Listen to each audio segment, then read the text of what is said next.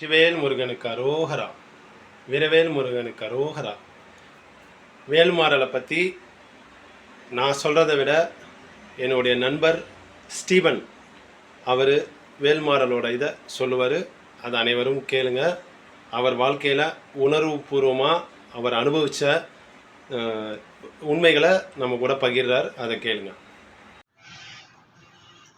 வணக்கம் நண்பர்களே, என்னோடய பேர் ஸ்டீஃபன் பால். நான் கிறிஸ்டின். நான் ஒரு சின்ன மெசேஜ் என்ன சொல்ல வரேன்னா, உங்களுக்கு ஒரு கொஞ்ச நாளாகவே எனக்கு ஒரு டிப்ரெஷன், மன அழுத்தத்தில் நிறைய இருந்தேன் நான். ஸோ ஃபேமிலி ப்ராப்ளம், கடன் பிரச்சனை, அதெல்லாம் நிறையா பிரச்சனை இருந்தேன் நான். அப்படி இருக்கும்போது என்னோடய ஃப்ரெண்டு ஒருத்தர் சிவான்னு சொல்லிட்டு சிவனடியார். அவர் சிவனடியார் பக்தர், தீவிர பக்தர். அவர் சிவனடியார் ஆவடியில் இருக்கார். அவர் என்ன சொன்னார்னா, எனக்கு சரி இவ்வளோ பிரச்சனை அவர்கிட்ட சொன்னேன். ஜஸ்ட்டு பேசியிருக்கும் போது நான் சொன்னேன் இந்த மாதிரிலாம், ஸோ இவ்வளோ ப்ராப்ளம் இருக்குது, என்ன பண்ணுறதுன்னு தெரியல, எவ்வளோ ஃபேஸ் பண்ணுறதுன்னு தெரில அப்படின்னு. அப்போ அவர் சொன்னார் எனக்கு என்ன சொன்னார்னா, நான் சொல்கிறத நீ ஃபாலோ பண்ணுவேன்னு கேட்டார். சரி என்ன சொல்ல ஃபாலோ பண்ணுறேன்னு. உனக்கு எல்லா மதம் ஓகேமான்னு கேட்டார். எனக்கு எல்லா மதம் சம்மதம் தான். எனக்கு இந்த வேறுபாடு எந்த இதுவுமே கிடையாது. எனக்கு கிறிஸ்டின், முஸ்லீம்ஸ், ஹிந்துஸ் எனக்கு அந்த ஒரு பாகுபாடே கிடையாது. ஸோ எதுவாக இருந்தாலும் நான் எனக்கு எல்லாம் ஓகே தான் எனக்கு, அப்படி நான் இருந்தேன் நான். அப்போ அவர் சொன்னார்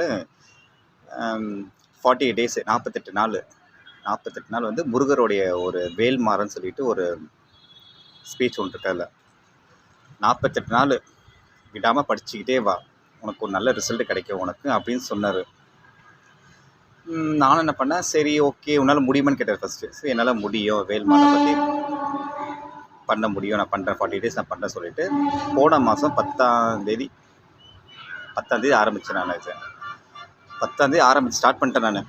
நான் பாட்டுக்கா சரி ரொட்டீன் ஆஃபீஸ் போயிட்டு வந்துட்டு ஈவினிங் மேலே ஸ்டார்ட் பண்ணுறது எல்லாத்தையும். நான் அதை ஸ்டார்ட் பண்ணியிருக்கும்போது ஆரம்பத்தில் வந்து ரொம்ப அடி மேலே அடி, ஒவ்வொரு வாரம் ஒரு பிரச்சனை எனக்கு. அதில் இது ஃபஸ்ட்டு வாரம் ஸ்டார்ட் பண்ணும்போது ஒரு பிரச்சனை, செகண்ட் வாரம் ஸ்டார்ட் பண்ணும்போது ஒரு பிரச்சனை, தேர்டு வாரம் வந்துட்டு ஒரு பெரிய ஒரு ஆக்சிடெண்ட்டே நடந்தது எனக்கு. ஆக்சிடெண்ட்டில் ஃபிங்கர்ஸ்லாம் உடஞ்சிடுச்சு எனக்கு. இது அவ்வளோ கஷ்டப்பட்டுட்டு 4 வாரத்தில் அடி மேலே அடி எனக்கு.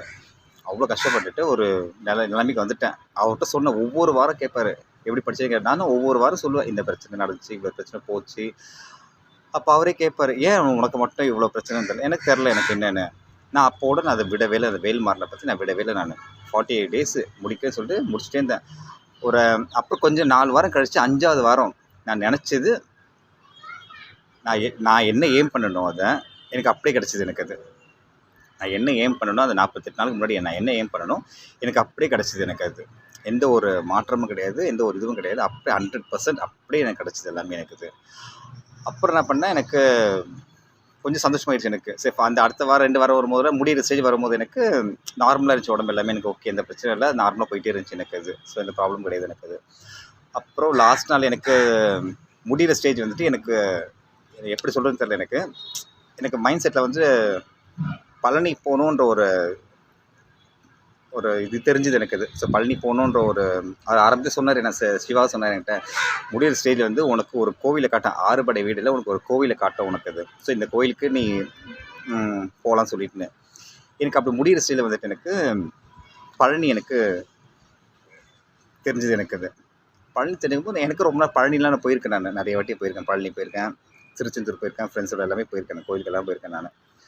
அப்படி இருக்கும்போது பழனி போகலான்னு பிளான் பண்ணேன். பட்டு அன்ஃபார்ச்சுனேட்லி முடியல எனக்கு. அது ஷார்ட் பீரியடில் முடியல எனக்கு. அப்போ நம்ம டக்கு திருத்தணி போனேன். நான் திருத்தணி போயிட்டு என்னுடைய வேண்டுதலை ஃபுல்லாக கம்ப்ளீட்டாக முடித்தாங்க. நாங்கள் முடிச்சுட்டு அமாவாசை 3 நாள் கழித்து என்னுடைய 48 days முடிச்சிட்டேன்.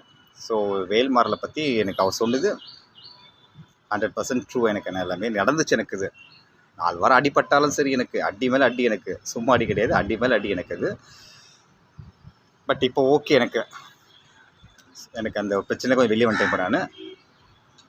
ஸோ நான் வேற்று மதம் தான் நினைக்கிறேன். நான் கிறிஸ்டின் தான். நான் அவர் சொன்னது எல்லாம் எனக்கு சொல்லுவாங்க. எங்கள் அம்மா சொல்லுவாங்க, எல்லா மதம் ஒன்று தான் உனக்கு, இது அதுன்னு வேறுபாடு பாகுபாடு கிடையாது. எங்கள் அம்மாக்கே தெரியும் இது.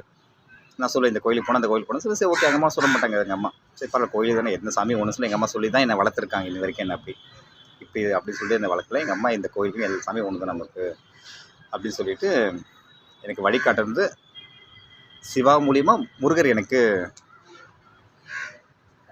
என்ன சொல்கிறது, நினைக்காத ஒரு இது எனக்கு இது நடந்திருக்கு, எனக்கு அதிசயம் நடந்திருக்குது.